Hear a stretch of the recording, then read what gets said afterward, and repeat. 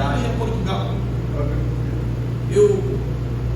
Nessa reunião familiar inesperada, sem marcação na agenda, eu comecei a conhecer um pouco mais da família do meu pai. Porque o que eu conhecia da família do meu pai, até aquela viagem, era só tragédia. Eu sou filho de um pai que, depois de um almoço de domingo, meu pai, quando tinha seus 18, 20 anos, terminou de almoçar no domingo com o seu pai, com a sua mãe, com seus irmãos. O pai chama todo mundo na sala. Ele senta na poltrona, um português, aqui no Brasil.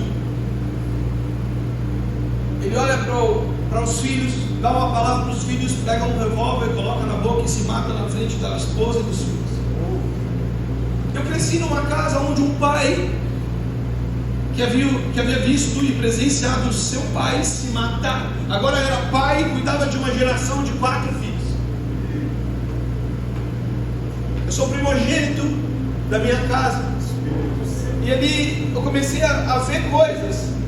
E quando eu tinha por volta dos meus 13, 14 anos, a minha avó materna me contou essa história. E desde que ela me contou essa história, eu comecei a interceder: Senhor, que esse espírito de suicídio nunca mais toque a nossa geração, que esse espírito de suicídio nunca mais pegue ninguém na nossa casa. Por quê? Porque eu comecei a me lembrar todas as vezes que dava alguma coisa errada no casamento dos meus pais, todas as vezes que dava alguma coisa errada na empresa, o que meu pai falava era sempre a mesma coisa: eu já sei como eu vou resolver isso, eu vou dar um fim na minha vida. Só que eu não sabia que ele falava isso por uma repetição inconsciente de padrão, porque ele viu o pai resolver uma situação de uma forma.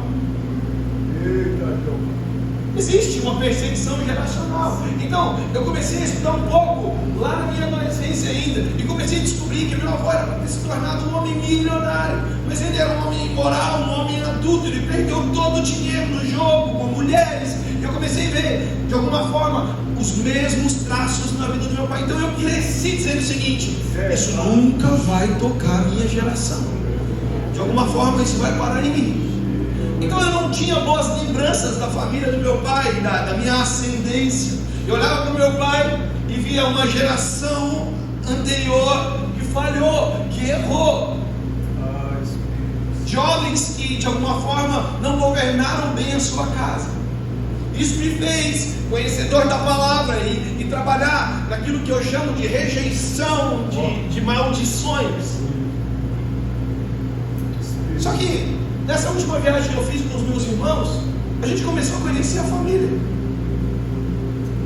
A gente começou a conhecer um pouco mais da história da nossa família. E quando eu cheguei lá, a gente acabou de conhecer algumas pessoas, e como eu disse, pela identificação que eles tiveram da relação sanguínea, eles não tinham mais filtro, irmãos. Era incrível.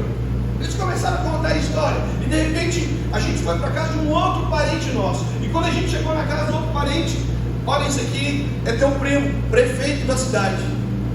Esse aqui é dono da empresa que faz o queijo mais famoso aqui da nossa região. Essa outra aqui é uma empresária. Eu comecei a matar. E durante muitos anos eu gastei tempo rejeitando, e não sabia que eu podia acessar coisas que estavam sobre a minha cabeça.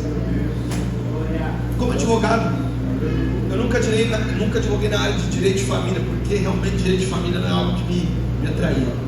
Eu sempre fui um advogado da área corporativa, mas inevitavelmente, uma vez ou outra, eu tinha que atuar em algum inventário. Irmão, e nunca ninguém foi ao meu escritório, nenhum herdeiro foi ao meu escritório dizendo o seguinte: olha, doutor, eu vim aqui porque meu pai morreu e deixou 2 milhões de dívida e eu quero pagar.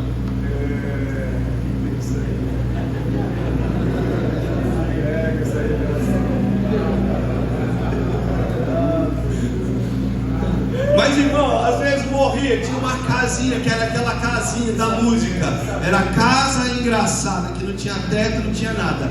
E aí o cara morria, tinha 5 herdeiros. No dia seguinte do enterro, estavam os 5 brigando, querendo a parte da casa.